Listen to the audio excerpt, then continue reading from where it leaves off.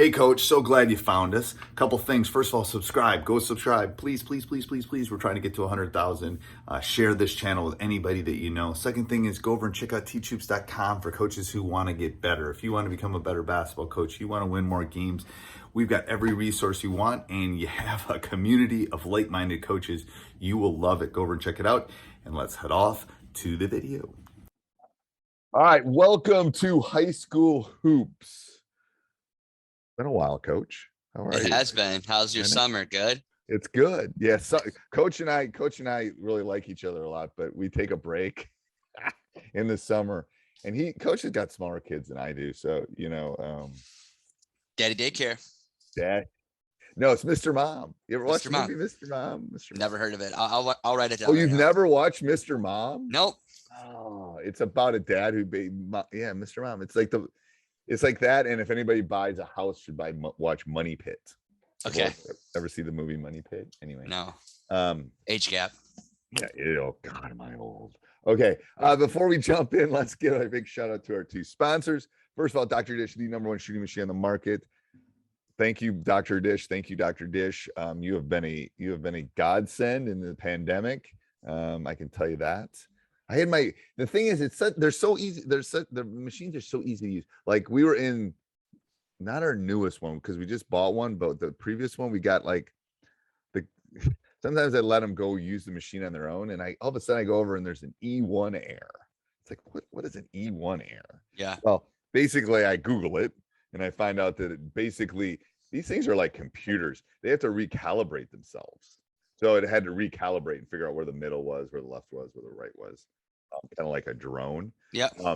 But anyway, I was telling the guys, I said, you guys don't know how good you have it. I remember the old shooting machines that had the metal rails. Remember the metal rails? Yes. And they go, what are you talking about? I go, let me show you a picture. And they go, oh my gosh. I go, yeah, that's what it used to be. There was no plugging in. It was just pulling these long metal rails out. But anyway, go over and check them out. Mentioned High School Hoops, Coach Unplugged, Coach and I, either one, I don't know, and get $350 off. Also go over and check out teachhoops.com for coaches who want to get better. I just made my first college payment. So the next 6 years I will be paying for college. You want to help Coach Collins out? That's what you can do. Your kids are little. You don't even have to worry about college yet, do you? It's that distant thing. I always used to think when the kids were little, it's like, oh gosh, I'm gonna have all this extra money. They're not gonna be in daycare. Oh, I'm gonna have all this extra money. They're not gonna be doing this. And then it's like, oh, I want to play soccer, Dad, or I want to do this, Dad, or I need to do a pair of shoes, Dad, or it's like, oh my gosh. Anyway, I guess I could always go work at Quick Trip. Yeah. We just got 3 new of them in West Bend like in a month. People that are listening outside the Midwest are going, what's Quick Trip? Quick Trip bought out PDQ, which used to be pretty darn quick. They're convenience stores, gas stations. They're taking over Wisconsin. Their food is actually not bad at Quick Trip. No, it's not. And it's like, I shouldn't be saying that out loud, but I mean, one of my friends loves their chicken tenders or chicken something. That's like, you eat gas food. He goes, it tastes good. I go, all right, well, maybe I'll give it a shot. Anyway, talk about getting off the rails here. All right, so today we're going to talk about what's the hardest thing to implement defensively. So our theme in August is going to be defense, because Coach, I was just ranting to Coach about our state association and that they should. Anyway, I won't get myself in more trouble with them. No, let's get down to defense. Anyway, talking about them, and now I realize my sectional changed, my state tournament route to a gold ball changed. So defense is going to be a really big part of that. But so I came up, and usually Coach comes up with all the ideas. So I'm gonna be transparent, but I had like an energy boost about 12:30 in the morning. Came up with these. I was like, wow, this is the most concrete breakdown you've ever given me a podcast. And the reason is, I think I've been thinking about my defense. Yep. And I think it's a cliche that you got defense wins championship. I think defense builds tone. You know what I'm saying? It's kind of like I don't. I think it's the cliche has always been defense wins championships, and I think that's because it's harder to convince guys to play defense. That's where I that kind also of came think from. defense builds culture too. Well, it does. I think it builds toughness. Right. I think it builds that, like, here's team X and their defense is kind of showing me, they're that kind of team that gets on the floor. They're the kind of team that takes charge, whatever it is. So here's I'll throw some out and coach will jump in here. The first one I think is being able to teach and know the offense or defense. I mean, player knowledge, I think, is like, and the player knowledge comes from the coach's knowledge. So I'm going to challenge all of you that are listening. But I think a big part of it is that, where is that knowledge of, the 2-3 zone or pack line or run and jump or whatever it is. So conveying that player knowledge is important. And if you as a coach don't know the nuances or don't have someone that can help you with the nuances, that can be a problem. So what's your thought on player knowledge, Coach? The thing that I think about player knowledge is I think it's so important as a leader of a team. And if you're working with other high school coaches, is that like you want to build on fidelity and have common ground in defense. So I think the hardest thing, if you do not structure the high school program or the teams that you're connected with aren't giving that player knowledge at a younger age, let's say middle school and even freshman and sophomore years, like that really hinders your progress within your defense. So player knowledge is huge, and how you progress that. Like, that it's such a consistency basis and fidelity within a high school program. So I definitely think player knowledge is huge. And I think it's also how you, as I'm going to challenge some of you, it's how you teach it. Right. Like you need to understand that if you have 15 young men or women in front of you, how you're teaching it and how they are digesting it and how I also think like defense is more complex than offenses, in my opinion. I think it is too. I think it's more complex. I think it's not as sexy. When I started doing some research and stuff, there's definitely more offensive stuff out there than defensive stuff. But you have to think, is it not only as a coach, but as a teacher, how does player X, how does player Y, how does player Z learn? And that when you're breaking this down and implementing it, player knowledge is also coach's knowledge, is also teacher knowledge, is also, are they a visual learner? Are they the type that actually needs to write it down? Are they the type that needs right? To And then I it? think you're talking about this idea. Can you break down your defense? Can you be able to take what you're doing and break it down? Right. In part, it's the whole part, but Yep. part of it is that smaller part. And I think that leads into the next part, which is the buy-in. Like at least having coached teenage boys for 30 plus years, you got to be a little bit of a psychologist and a little bit of a cheerleader and a little bit of, here's why we're doing this. Here is why it will work. If they buy in, the knowledge is easier. Like I teach statistics. The reason I am able to convince them they need statistics is I show them the real world applications, and they go, and I basically talk about TikTok and why, what is TikTok doing? It's collecting, organizing, analyzing, and interpreting data. That's what statistics is. So I can show them real world basis to it. So to get that buy-in, especially for teenage, like if you do this, then you will get a layup and a dunk over there. Or if you do this, you will get to play more. It's that fine line of this will help us win, but this will also help you. And I think that helps with the buy-in. So like with buy-in, I think that you as a state that has no shot clock, I think it's harder. And is where pack line was invented, basically. Right. So like the buy-in is even harder. When I coached college, and we had a 30-second shot clock, it was very easy to get defensive buy-in because it was 30 seconds at a time. It's a lot harder, and in my opinion, at the high school level when you don't have a shot clock. And I'm not advocating for the shot clock. I'm just I think that's an interesting discussion, that shot clock thing. We should write that down in our notes at some point, because the state of the National Federation of High School, the NFSHS or whatever, approved it nationally. Not that everyone's going to do it, and blah, blah, we're in a world pandemic, whatever. But it might be something to discuss moving forward. I agree. I just think that buy-in is important in terms of, like you said, and especially in Wisconsin. Like I wasn't kidding when the pack line was invented here. I mean, this is where Bo Ryan and Dick Bennett and all of them are like Tony Bennett, right. It's kind of that thing. So and I won't, and I'm not even yeah. Anyway, I just think that buy-in is super important. And these are all things I'm telling you for 30 plus years. These are all things I've thought about. And you and I were talking about my funnel down defense, which I'm going to be releasing in a month or so. That basically leads into, trust me, the player. I mean, they love it. They do. They love it. And the buy-in's easy. So, and if anyone's interested in that, I'll put something in the show notes down below. You can get on the waiting list. I'm not, first of all, if you're in Wisconsin, I'm not selling it to you. So you can get it somewhere else, but I'm going to make it harder for you. That's how good this defense is. I'm telling you. And I gave coach the 30-second flip note, spark note version of it. It's good. It's really good. You can use it in zone. You can use it in man. It's one thing to teach. It's super easy to convey, whatever. But that goes to the next one that I was talking about was time at practice.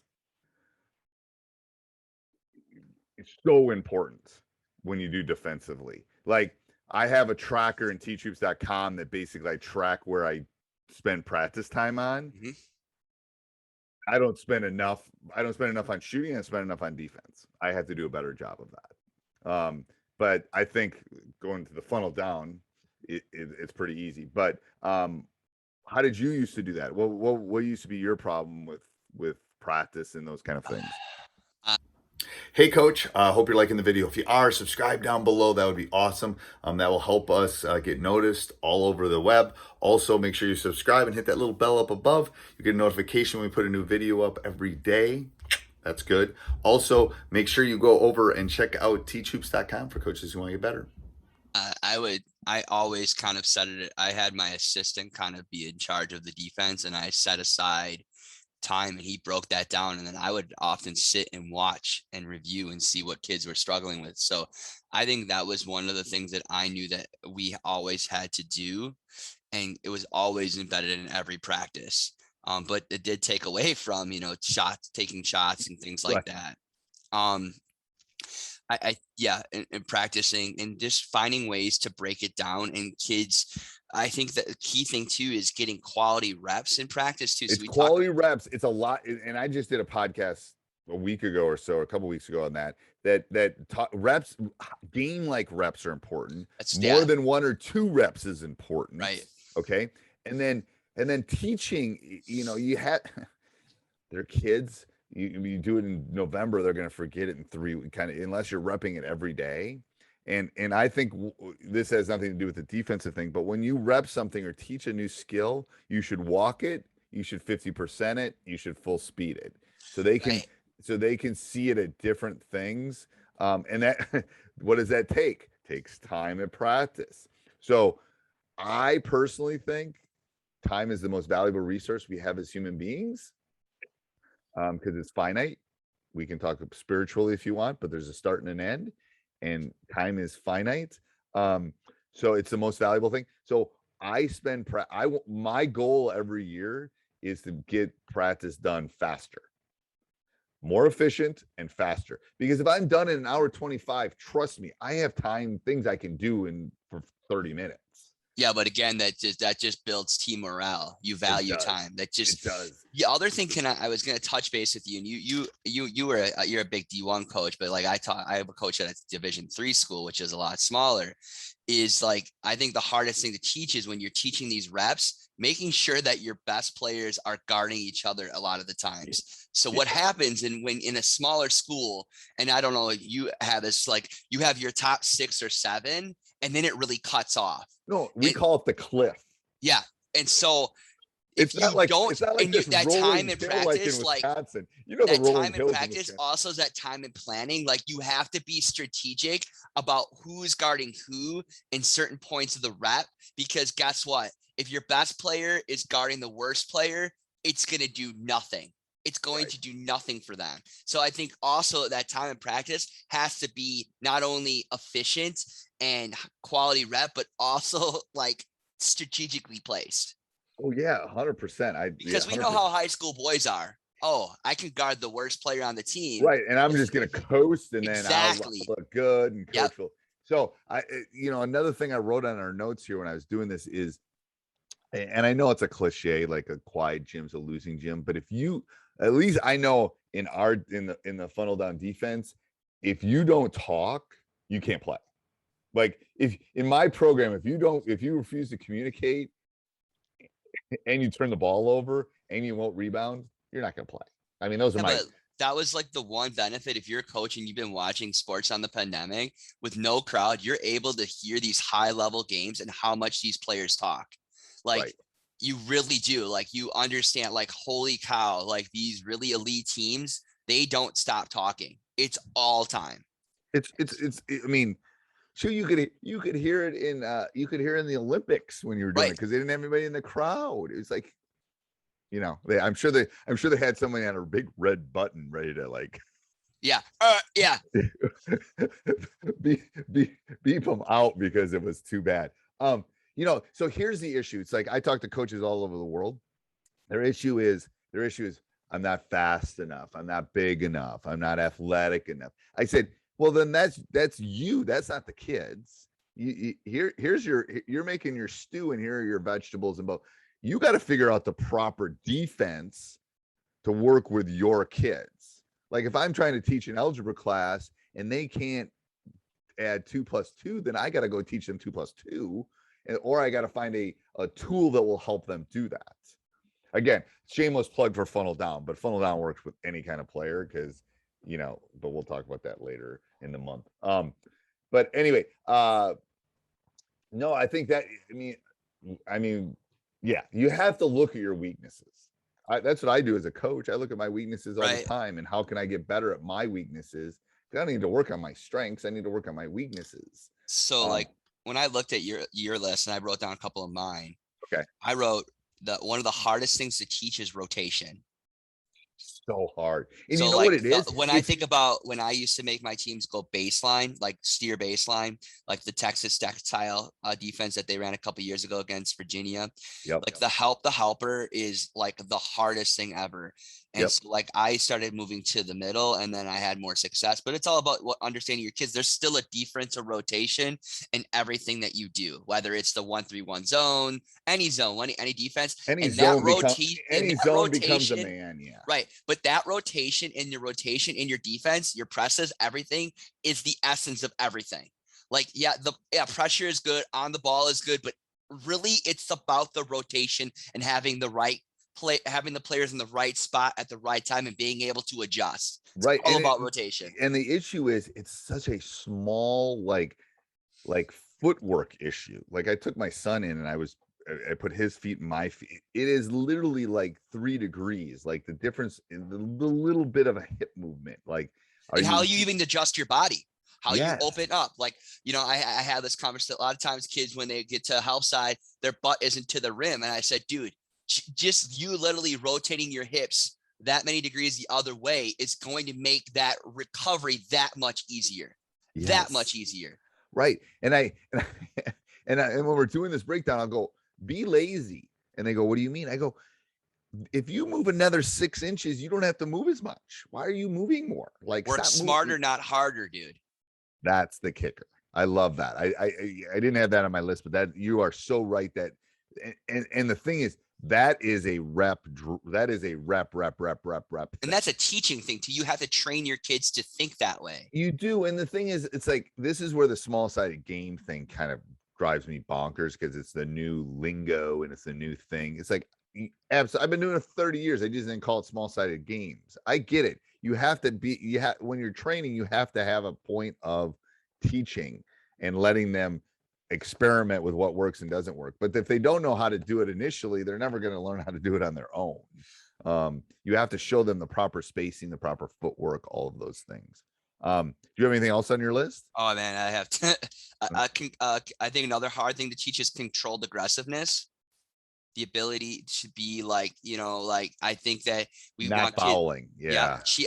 Eliminating cheap fouls or can control aggressiveness.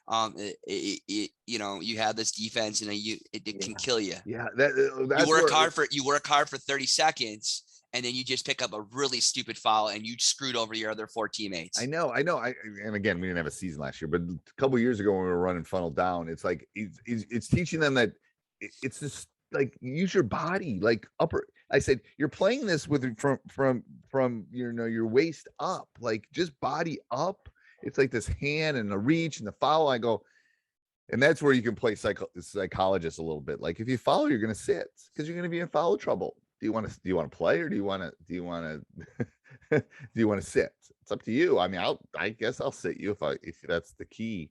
But I agree that fine line between aggressiveness and non-aggressiveness is big. I agree. I would say there's 2 other ones that I really thought were important or hard to teach is understanding that defense is all about developing trust with those other 4 teammates on the floor.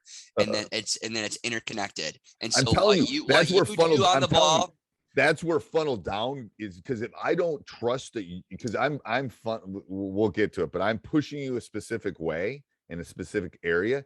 If I don't trust that you're going to be there to help me, my guy's going to score every time. Like, I love that part because you have to build something that builds in that trust. I just think of a basic, like a skip pass, right? And I always get kids that are so not getting in the help side, right? And even when I was working with younger kids at camp and stuff, I said, honestly, you need to be in this position. If that ball from the one side of the court skips all the way over in a beautiful pass, whose fault is it? Yours or the player that's guarding the ball? Well, really, it is that player that's guarding the ball. That's the responsibility. You're protecting the rim. If he can make a clear-cut pass, then that player is not making good enough pressure. Right. And they have to understand that they're teaching kids that we're interconnected. What I do is affecting you, and it's a team thing. I'm not just guarding my guy. I'm doing my job.